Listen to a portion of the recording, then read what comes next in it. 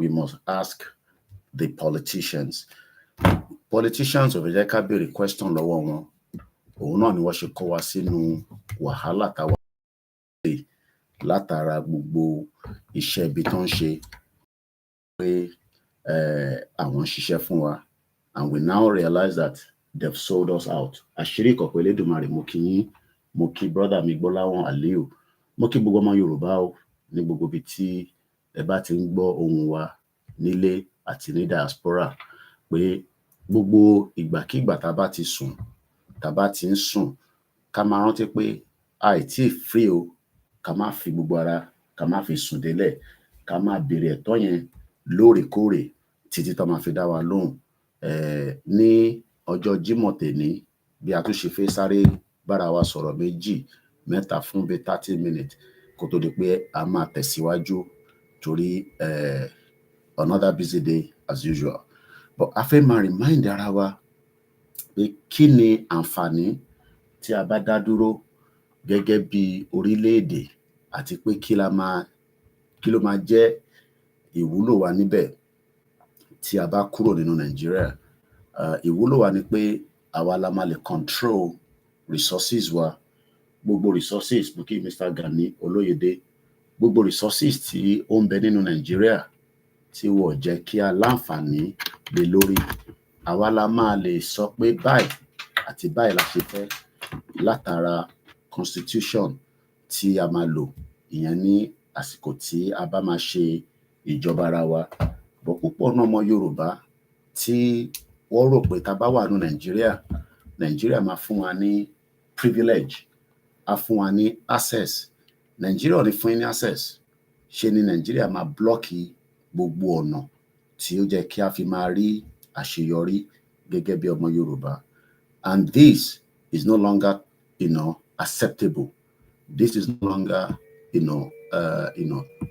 tí a lè accept gẹ́gẹ́ bí ọmọ Yorùbá. In tí a fẹ́ nísìn ni pé kí wọ́n jẹ́ ká jọ jókòó, mo kí Tokyo 778, kí a jọ béèrè lọ́wọ́ ara wa, ṣé a sì fẹ́ wà nínú country yìí àbí àṣemọ́? Wọ́n ò lè force wa, ẹ má bínú, wọ́n ò lè force wa if we refuse pé a fẹ́ Nàìjíríà mọ́. Wọ́n ní any reason láti force wa because ẹ̀tọ́ ni ká béèrè, ká dẹ̀ dá wa lóhùn.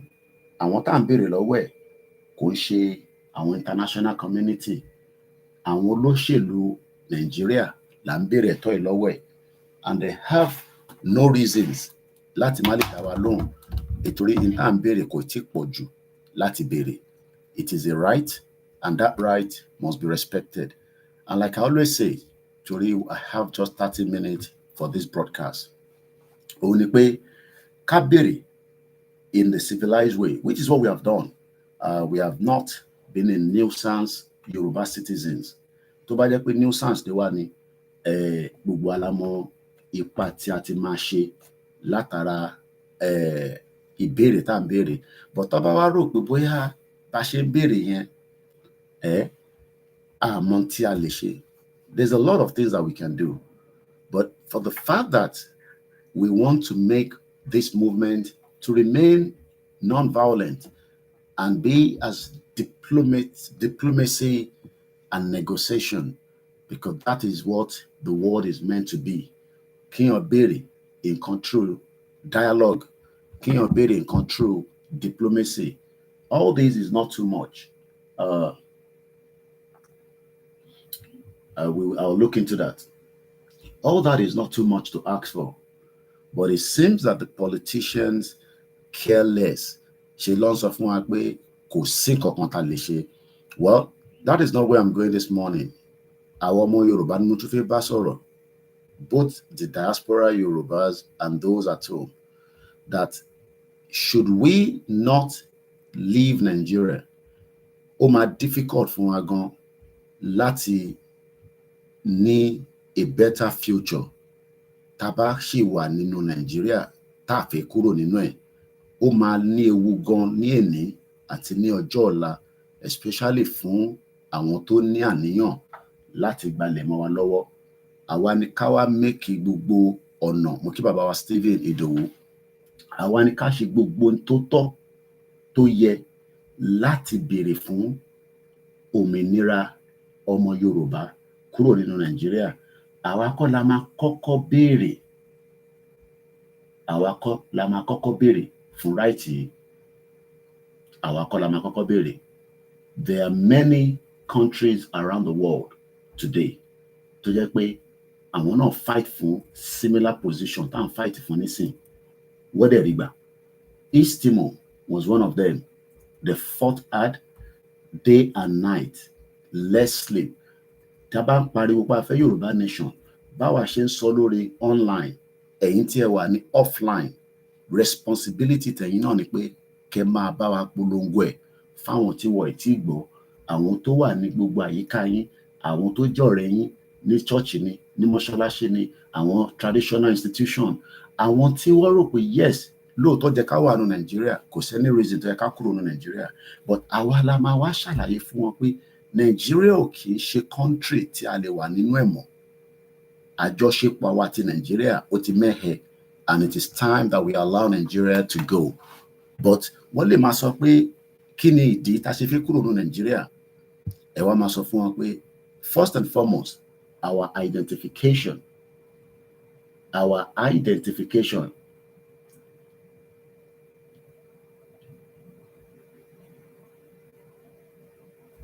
Àbọ̀rọ̀ mòye nísìn, identification yẹn òun ni pé ǹjẹ́ tí a bá dá dúró ní àwùjọ àgbáyé lọ́jọ́ iwájú, they will be able to recognize us as our own independent country. Wọ́n máa lè recognize wa as our own independent country. There are about 195 countries around the world today. And tá bá lè kúrò nínú Nàìjíríà, wọ́n máa represent ìlú tiwa, a máa ní foreign àti engagement pẹ̀lú àwọn àgbáyé, àwùjọ àgbáyé. But tá bá ní ká wà ní Nàìjíríà, àwa máa lo Nàìjíríà fi engage. Nàìjíríà ti bo ìtàn pè ní ìran ọmọ Yorùbá mọ́lẹ̀. Ìyẹn la ṣe gbọ́dọ̀ gbé ẹrù yìí sórí títí tá máa fi sọ̀kalẹ̀. Elédùmarè ọba tó dá wa, tó fi wá mọ̀nà títí di wákàtí, kò ní ṣì wá lọ́nà. In táwọn kan fi jẹ́ ká ṣe ni pé bá ṣe ń béèrè fún right yìí, wọ́n fi máa ṣì wá lọ́nà. Ẹrù tẹ́ gbé yìí, ẹrù yìí ti wúwo jù, ẹrù yóò ṣe tí a lè gbé nísìnyí, ẹ jẹ́ ká jẹ́ kó di another 50 years from now. Kí ló dé tá ṣe gbọ́dọ̀ jẹ́ kó pé 50 years ká tó demand for right wa? Why should we wait 50 years ká tó máa béèrè fún right wa nígbà tá lè béèrè fún right yẹn nísìn? Why must we wait for 50 years? It's because àwọn yẹn mọ̀ pé tá bá dúró 50 years, àwọn máa lè láǹfààní àti jí gbogbo tó ń bẹ lórí ilẹ̀ ọmọ Yorùbá. Tó bá dẹ̀ ti jí tó pọ̀, kò ní tán lóòótọ́, but àwọn á máa fi yẹn fi oppress àwa tó kù. And that cannot be acceptable, because orí kan ju orí kan lọ. Ọmọ Yorùbá tó ń bẹ níta tó ń gbádùn, tó ń sọ fún yín pé òun gbádùn, kò sọmọ Yorùbá tó wà ní diaspora, bó níwèé bó níwèé, ó sì wà better off more than ọmọ Yorùbá tó ń bẹ nínú ilé. Mo ń wo fídíò ọmọ Yorùbá kan lórí X tó ń pè ní Twitter, tó náà wà ní Baghdad, pé visa Baghdad nísìn ó ń pẹ́ láti ṣe látara pé ibẹ̀ làwọn èèyàn tó fẹ́ máa lọ. Mo wá ń béèrè pé kí ló wà ní Baghdad tí a máa kúrò ní ilẹ̀ tiwa tá a máa náà lọ sí Baghdad? Because a rí ilẹ̀ tiwa as an opportunity mọ́. That is the reason why tí ọ̀pọ̀lọpọ̀ wa ta ṣe sọ pé a fi kúrò nínú Nàìjíríà, a fi lọ sí Libya. Kí ló wà ní Libya ta fi kúrò nínú Nàìjíríà fún? Tó bá jẹ́ pé Nàìjíríà, bó ṣe sọ fún wa, is the giant of Africa. We don't have to leave Nigeria and travel through the Mediterranean Sea, through the desert, láti lè dé Libya. Torí ìrìn àjò Libya kò ní fún ní visa. That means pé many people are traveling through the desert láti northern part of Nigeria, láti lè cross the Libya. Wá ní táwọn bá dé Libya, àwọn á cross wá sí Europe. Lóòótọ́, Europe is a safe haven, but ilẹ̀ Yorùbá gbọ́dọ̀ jẹ́ safe haven fún wa ni. Pé tá bá tẹ̀ jí níjọ́ kan pé ibo ni mo fẹ́ lọ lágbàáyé, ó jẹ́ kíyàn lè máa sọ pé ilẹ̀ Yorùbá níyàn fẹ́ lọ, but in tó wá ń ṣe ni pé wọ́n ń divert attention wa kúrò lórí ilẹ̀ wa, wọ́n ní ká máa káàkiri, ká máa wá ẹni tó sọnù, wọ́n ní ká máa wá kí ni ẹni tó sọnù, and that is the reason why tí gbogbo wa ta ṣe ń káàkiri all over the world today. We're going from point A to point B. A fẹ́ gba visa, a fẹ́ lọ Germany, a fẹ́ lọ kàwé ní Canada, nígbà tá a ní ọ̀pọ̀lọpọ̀ ibi tí wọ́n ń pè ní ilẹ̀ tá lè fi build a better institution, èyí tá ti ní tẹ́lẹ̀ tá lè equip tẹ̀, ìyẹn àwọn universities wa, Ọbáfẹ́mi Awólọ́wọ̀ University ni, gbogbo àwọn universities tá ní across Yoruba land today, láti Kwara State dé Kogi State. But tá a bá remain in the entity block táwọn West, because West gangan ló sọ fún yín pé kẹwàá ní Nàìjíríà, àwọn ló ń confuse yín through àwọn programs wọn tó máa ń ṣe, wọn náà ṣe IMF, wọ́n ṣe World Bank, wọ́n ṣe kinní kan tó ń pè ní SDG goals. We have approximately about probably another 10 minutes to the end of this broadcast. Now, màá sáré ka the 17 SDG goals tí ayé ò ní parẹ́, so bí ọ̀kan bá sọ fún yín pé ayé máa parẹ́, bàbá rọ́ ló wà bẹ́ẹ̀. Èèyàn tó ń bẹ nínú ayé ló máa lọ, a máa bí sí, a máa kú sí. Bá ṣe ń sọ̀rọ̀ yìí, àwọn kan ti kú tílẹ̀ fi mọ́ báyìí. Bá ṣe ń sọ̀rọ̀ báyìí ní hospital ní gbogbo àgbáyé, wọ́n ń bí àwọn èèyàn sí. But the world is telling us lies. Wọ́n máa sọ fún wa pé the world is a small place. Àti pọ̀jù nínú ilé ayé yìí, àwọn kọ́ ló máa determine yẹn. Elédùmarè tó dáyọ̀ kankan sí gbogbo bí tó dá wa sí, ó mọ tó dá, ó mọ purpose tó fi dá wa.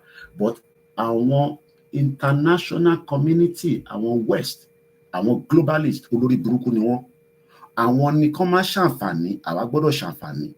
Now, wọ́n fẹ́ restrict ilé ayé tiwa for their own benefit, and we must not accept that. We must say no to that. But báwo la ṣe fẹ́ sọ no sí nígbà tó jẹ́ pé àwọn tá à ń bá sọ̀rọ̀ gan ṣe lọ sọ pé ẹ má da ogun lẹ̀ o, ẹ má da wàhálà lẹ̀ ẹ̀yin ọmọ yìí o, ìtẹ́ ń ṣe yìí ó máa dọ́gun lẹ̀ o. Wọ́n mọ̀ pé kò sọ̀rọ̀ ogun kankan níbẹ̀. Tọ́mọ Yorùbá bá mọ̀ pé ní Àpápá, àwa la ní Àpápá, but púpọ̀ nínú yóò mọ̀ pé Àpápá port is controlled by outsiders. Orí omi tẹ́lẹ̀ ní yẹn, ẹ̀yin kọ́ lẹ̀ ń control. Àwọn globalist, àwọn ni wọ́n control. Àwọn kí ni mo pè? Àwọn globalist, àwọn ni wọ́n control orí omi tí ẹ rò pé ilẹ̀ ní, ẹ̀yin kọ́ lẹ̀ ní. Omi ò kì í ṣe tọ̀dọ̀ tí yín mọ́. The water is no longer for us. Omi yẹn ti di omi tó jẹ́ àgbáyé. That is the reason why kò sí productivity. Bá ṣe sọ lánàá lórí ètò, kò sí productivity kankan nínú Nàìjíríà. Gbogbo consumption yín látòkè délẹ̀, títí kan pátá, bra, boxers, títí kan aṣọ bọ́spọ́nà tẹ̀ ń wọ̀, wọ́n import ẹ̀ wọlé ni. Wọ́n fẹ́ jẹ́ kí ọmọ ìlú kó lè ṣe the needful, kí productivity lè wà. And that is the reason why tẹ́ bá máa gbọ́ a máa yá ìlú yín lówó. Tá bá ti wá yá ìlú yín lówó, ìlú yín gbọ́dọ̀ wá ṣe tá bá fẹ́. They continue to control. Wọ́n lè control China, bẹ́ẹ̀ ni wọ́n lè control Russia. They can't control those two countries because they are fully independent of their country. Their own system of government might be different. China lè máa lo communist, but ó favour wọn because at the end of the day, ó mú productivity wá sínú ìlú wọn. Bẹ́ẹ̀ ṣe ń jí láàárọ̀ yìí nísìnyí, the question tó yẹ kẹ́ bèrè ni pé kí ni productivity output Nigeria? What is the productivity output of that shithole country? Country tí wọ́n mọ̀ wọ́n ṣe pé kó má lè ṣiṣẹ́ fún ìran. Wọ́n ò ṣe torí àwọn ẹ̀yà tó kù, torí àwa gangan lòyìnbó ṣe create that monster tó ń pè ní Nigeria. Kò ń ṣe torí Biafra, kò ń ṣe torí Hausa, kò ń ṣe torí àwọn ẹ̀yà tó kù, because wọ́n mọ intelligentsia tó wà lórí wa. But ọmọ á sọ fún yín pé let's look at the SDG goals according to the United Nations, and all this is a fraud. We have 17 SDG goals according to the United Nations. 17 sustainable development goals, long way. tí ẹ máa fi dàgbà, tí ẹ máa fi dògbò, tẹ máa fi kú, ẹ ní rẹ́yọ kan nínú SDG goals tó máa ṣẹlẹ̀ nínú Nàìjíríà. You would not. There is no amount of Ọlọ́run máa mú yàn kan wá. No, Ọlọ́run ò ní láti mẹ́nì kankan wá. Ó ti fún àwa ara wa báyìí ní ọgbọ́n àtòye pé ká demand fún exit, ká wá bẹ̀rẹ̀ sí lọ ṣe production, ká bẹ̀rẹ̀ sí lọ ṣe ntí àwùjọ àgbáyé ta lè bá wọn ṣe through the foreign policy partners. Tí Yorùbá náà máa ní embassy káàkiri gbogbo àgbáyé. Ẹ̀yin tẹ́ wò mí nísìnyí, ẹlòmíì nínú yín, you might end up becoming a diplomat. You might end up becoming a businessman tí country ẹ̀ tó ń pè ní Yorùbá country, orílẹ̀-èdè wa, tó máa bá àwọn ìlú míì ṣe. Just like bí China ṣe support company wọn láti sọ fún Nàìjíríà pé well, ẹ bá wọn ṣòwò ni, ẹ dẹ̀ ṣe dáadáa, kò dẹ̀ láti rí bẹ́ẹ̀, a máa gbẹ́sẹ̀ lé àwọn properties yín tàbá ti bá níta. Èyí tó ń pè lórílẹ̀-èdè nìyẹn. Orílẹ̀-èdè gbọ́dọ̀ defend ọmọ ìlú àti ilé iṣẹ́, because tó bá dọjọ́ iwájú náà, táwa náà bá ti gba orílẹ̀-èdè tiwa tó dẹ̀ máa wá sáyé, ìwọ tó bá wá sọ pé kò ní wá sáyé, ó máa kú ni, ó máa lọ dúró dè wá lọ́run. That's tọ́run bá wà, àwa máa ṣe ilẹ̀ Yorùbá, àwa pàdé ẹ̀ lọ́run, because ẹlẹ́nu yọ́bọ́rọ́ ni púpọ̀ nù yín tẹ́ máa ń sọ pé Yorùbá country ó lẹ́ fẹ́, but àṣìṣe orí yín tó pé yẹn tẹ́ wà nù Nàìjíríà, tó yẹ pé Nàìjíríà tó yẹ pé for 60 years plus ẹ̀ ráṣeyọrí ṣe níbẹ̀. Bàbá tó bí ọ̀rá àṣeyọrí ṣe nínú ẹ̀. Àṣeyọrí tí bàbá ẹ̀ ṣe, gbogbo lẹ́yìn pátálẹ̀ ti tà tán, gbogbo properties tí bàbá ẹ̀ ní àtìyẹ́ ẹ̀ ní, gbogbo gold táwọn ọmọ sí wá ní, kò sáwọn ìyá wa tó ní gold lọ́wọ́, gbogbo ẹ̀ ló ti tà dànù. Àti tà fáwọn málà ní Yaba, ní Mushin, lójú Ẹlẹ́gbà, lẹ́kìtì, ní Ọ̀yọ́, ní kinní kan, ní Ọ̀ṣun state, gbogbo gold táwọn ìyá yẹn rà, wọ́n wá tún wá ra góòlù yẹn, wá lọ sí Italy, wá lọ máa ra góòlù. Ṣẹ́yìn mọ̀ pé góòlù tó ń bẹ nílẹ̀ Yorùbá ní Ọ̀ṣun state, ṣe mọ̀ pé ó pure ju èyí ta ló ń rà níta lọ. But nígbà tó jẹ́ pé òyìnbó sọ fún yín pé no, gbogbo tó wà ní abroad òun nìkan ni ó ń ṣiṣẹ́, gbogbo tó bá wà láfíríkà smelly ni kò ṣiṣẹ́, but wọ́n dẹ̀ ń wá sínú smelly yẹn, wọ́n ń jí nǹkan nínú bẹ̀, wọ́n kó lọ síta. Àwa ń rí kòkó tó dà ni wọ́n fi ń ṣe kọ́fì táwa mu. I'm sure pé kòkó, ìyá kan ní last week ní north, wọ́n ló jẹ́ expire cassava. Àwọn kan ní ṣe expire cassava wà, tí wọ́n bá ṣàti jẹ́ òkú dànù nìyẹn. Fùfú wọ́n ń ṣe ní Ìlaro, ó jẹ́ ká máa export ẹ̀. Many opportunities wà, but olóṣèlú sọ fún pé no, ẹ jẹ́ ká máa dìbò 4 years. Àwọn olòṣì, àwọn olórí burúkú, wọ́n ní kẹ́ máa dìbò 4 years, because wọ́n mọ̀ pé 4 years yẹn, láàárín 4 years ẹ bá lọ wo family Ajimobi nísìn, wọ́n sì ń gbádùn ayé wọn. Bàbá wọn kú kò má tà, ìyàwó ẹ̀ ń gbádùn pẹ̀lú àwọn ọmọ. Tẹ́ bá lọ wo Búrújì Kàṣámù, àwọn family àmà gbádùn. Tẹ́ bá lọ wo Akérédolú tó ṣẹ̀ kú láìpẹ́ yìí, kódà ìyàwó ẹ̀ sì ń jà sí property báyìí. But àwa tí wọ́n ní wọ́n ṣèjọba lé lórí, ilé ayé wa kò lọ síwájú, ṣe ló takú bíi ti fáànù Ìgbò. Now, for the last part of the program, let me give you the 17 sustainable goals. Kí wọ́n náà wá máa bẹ̀rẹ̀ pé nínú 17 sustainable goals yìí, according to the United Nations, the 2030 àwa ní 2024, ó kù 7 more years. 2030 agenda for the Sustainable Development Goal was adopted by the United Nations in 2015, nígbà tó lórí burúkú Buhari tí gbogbo wọn sọ pé nífẹ̀ẹ́ nísìn. Ní 2015, the United Nations adopted that pé tó bá máa fi di 2030 ó jẹ́ kẹ́ ti ní good pipe-borne water, ó jẹ́ kí security wà, ó jẹ́ kí kinní kan wà, bọ̀ máa sáré kà fún yín ká tó parí ètò yìí in just 5 minutes. They were created with the aim of peace and prosperity. Lénìí, kò sí sinmi fún ọmọ Yorùbá, kò sí prosperity, kò sí peace. Torí ẹ lè rí peace yẹn as long as tàbá wà ní Nàìjíríà. Bẹ́ẹ̀ ni, èmi dé Ìlaro dáadáa ní ẹ lè sọ Ìlaro fún mi. Fùfú tó ń bẹ níbẹ̀, ó jẹ́ ká máa export ẹ̀ lójoojúmọ́ jáde ni. Ó jẹ́ kó máa ta fùfú wa ní Tesco, ní Sainsbury's, ní Walmart, ní Costco, ní African countries. Torí àwọn ìyá tó ń ṣe fùfú yẹn ò lè bìtẹ̀, ó dẹ̀ níṣẹ́ tó ń ṣe lára. But nígbà tá a bá tẹ̀ mọ́ ta fẹ́, ó fẹ́ Nàìjíríà, but ilé ayé ẹ̀ ó stock. But púpọ̀ náà àwọn tí wọ́n fẹ́ Nàìjíríà olè ni wọ́n, olórí burúkú ọmọ àlè ni wọ́n, olè ni yín, torí pé nínú Nàìjíríà tó ò ní system tó ń ṣiṣẹ́ kẹ́ intimidate ara yín. Kí Davido intimidate yàn kan, ta ni Davido? Níta tí Davido bá ṣẹ̀ a gbọ́dọ̀ gbé lọ sí court, a gbọ́dọ̀ report ẹ̀. But ní Nàìjíríà ẹ kàn ń lo superpower, kíní kan superpower. Now let me read you quickly these sustainable goals and then I will end this broadcast. Sustainable Development Goals, òun náà pè ní SDG. Ẹ ti máa gbọ́, wọ́n máa ń ṣe program kan, wọ́n ṣe kíní ìrọ́lọ́pàá. The 2030 Agenda for the Sustainable Development was adopted by all the United Nations members. Tí Nàìjíríà náà jẹ́ member, ìlú òfò. 193 countries pẹ̀lú Palestinian ló wà ní United Nations as a member. United Nations ẹ fún yàn country, ó máa apply as a membership ní láti sọ pé ó fẹ́ di country. So tẹ́ bá rò pé UN máa fún yín ní country, you are bloody wasting your time. This was created in 2015. Created 17 World Sustainable Development Goals, don't pè ní SDG. They were created with the aim of peace and prosperity for the people and the planet while tackling climate change and working to preserve oceans and forests. The SDGs highlight the connection between the environmental, social, economic aspect of sustainable development. Sustainability is at the center of the SDG. The short titles of the 17 SDGs are: number 1, say no to poverty. Poverty lè ń sùn tẹ́ ń jí.